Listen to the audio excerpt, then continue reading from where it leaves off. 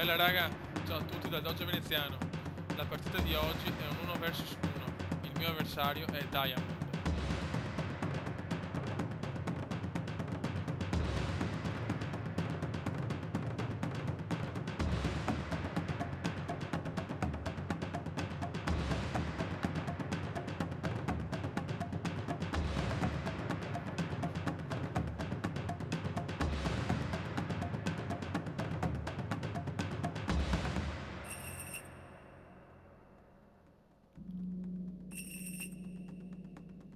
Un solo grido, un solo allarme, sabladro in fiamme, sabladro in fiamme, un solo grido, un solo allarme, sabladro in fiamme, sabladro in fiamme.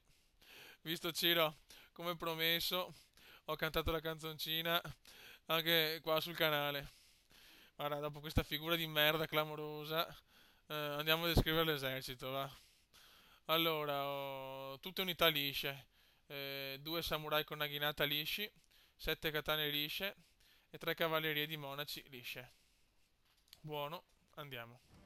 Anche il mio avversario è un rush, e sto avanzando velocemente perché là c'era un dojo, se non mi ricordo, aspetta, era un dojo. Ah, degli spadaccini, quindi quello più importante, non potevo assolutamente lasciarlo all'avversario. Ecco qua, provo subito ad attaccare le sue cavallerie, so di rischiare molto perché comunque lui ha i lancieri vicini, però ho fatto questo perché volevo subito con la fanteria attaccare l'avversario e comunque non dare in nessun modo il dojo all'avversario.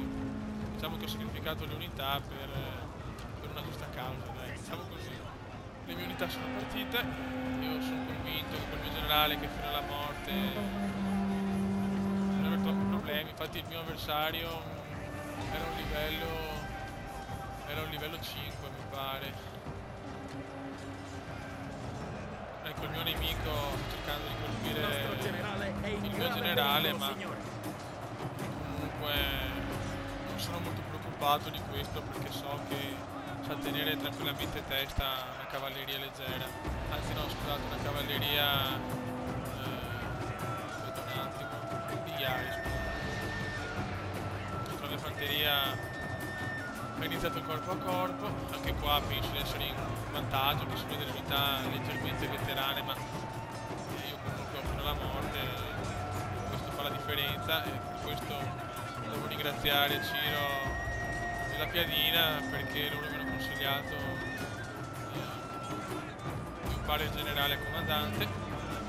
Come vedete tutte le sue unità stanno andando in fuga.